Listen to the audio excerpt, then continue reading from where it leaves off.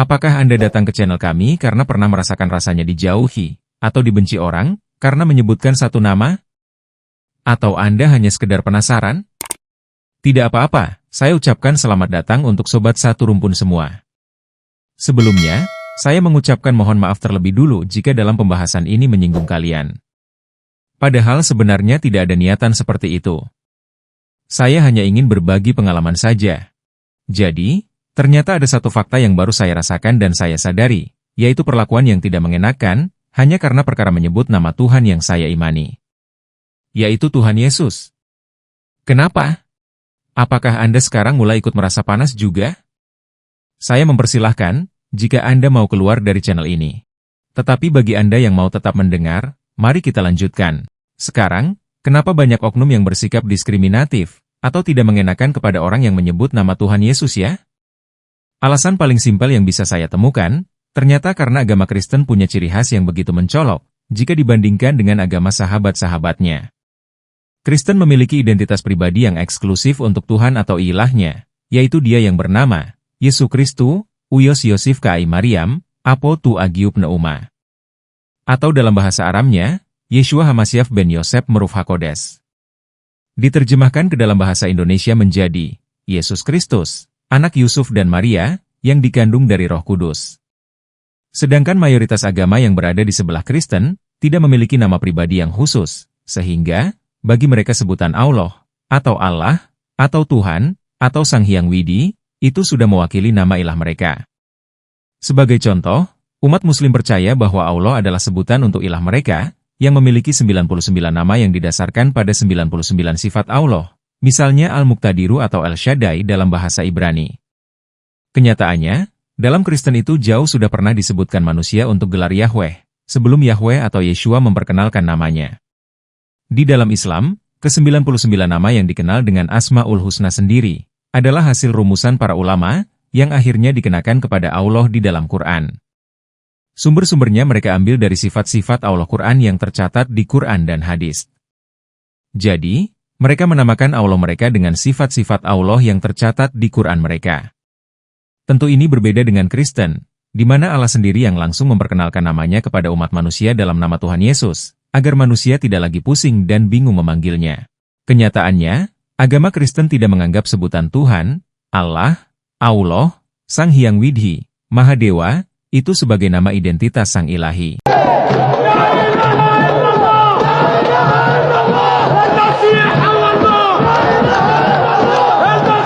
Kristen menganggap itu semua adalah sebutan jabatan, gelar, dan jenis atau klasifikasi dari Sang Ilahi.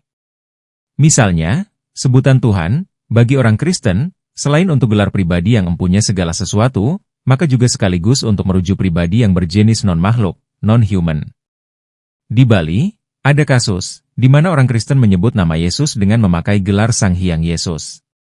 Di dalam Sabda Allah, dalam 2 Korintus 1 ayat 19 versi Bali, mengatakan, Santukan Ida Hyang Yesus Kristus, Putran Ida Sang Hyang Widiwasa, Sane Pidartayang Tiang Sareng Silas Miwah Timotius Ring Pantaran Para Semetone, Boyaja Maraga Sawiakti Miwah Tan Sawiakti. Nanging tungkalikanipun, Ida Sang Kristus Maraga Sawiakti. Bahkan sampai sekarang, Alkitab masih menulis gelar Bapa dengan sebutan Allah. Hal seperti itu tidak jadi masalah bagi agama Kristen, karena Sang Hyang adalah gelar atau jenis yang disematkan untuk nama Yesus.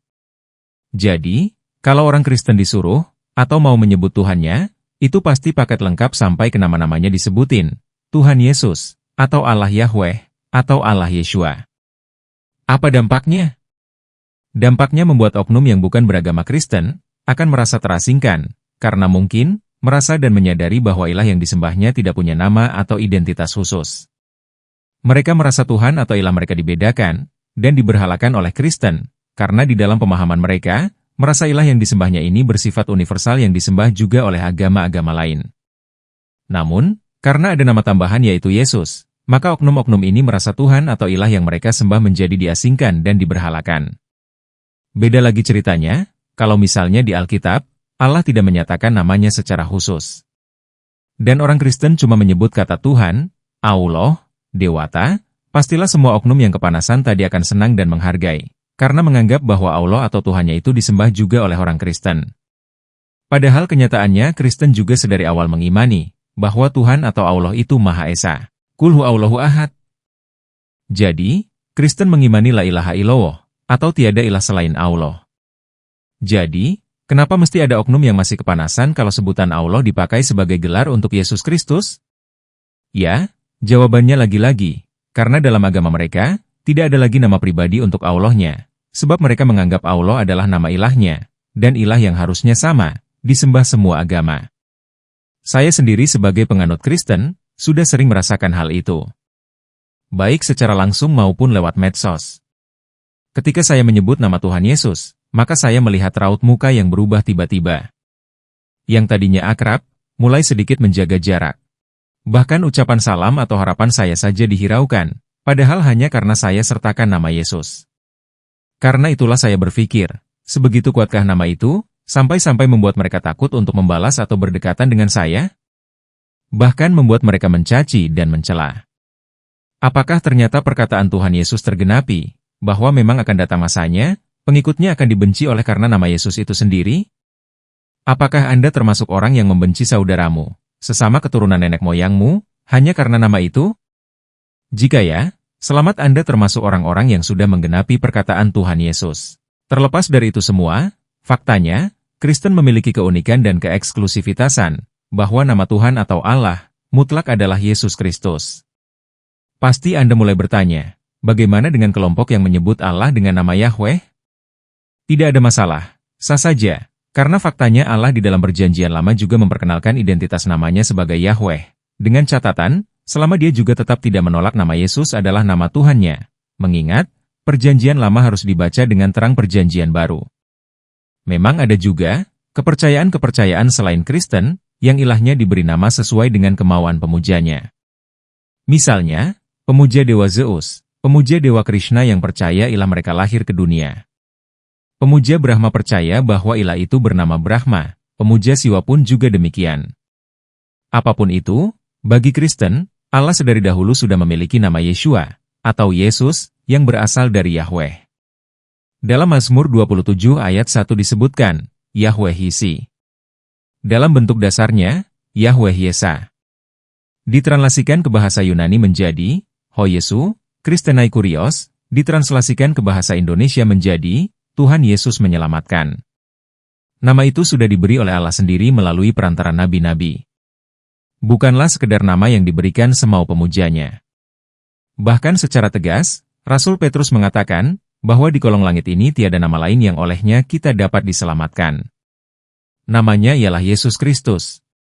Jadi, bagaimana Anda mau tetap menyebut nama Yesus, atau memilih untuk mencari aman saja dengan sebutan yang universal, seperti Tuhan, Allah, atau Sang Hyang?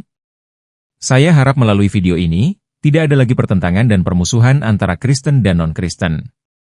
Marilah hormati setiap keyakinan, dengan tidak mendiskriminasikan apa yang diyakini orang lain, sebaliknya responlah dengan sikap saling sopan, menghargai dan mengasihi. Salam toleransi dan salam kasih di dalam Tuhan Yesus Kristus.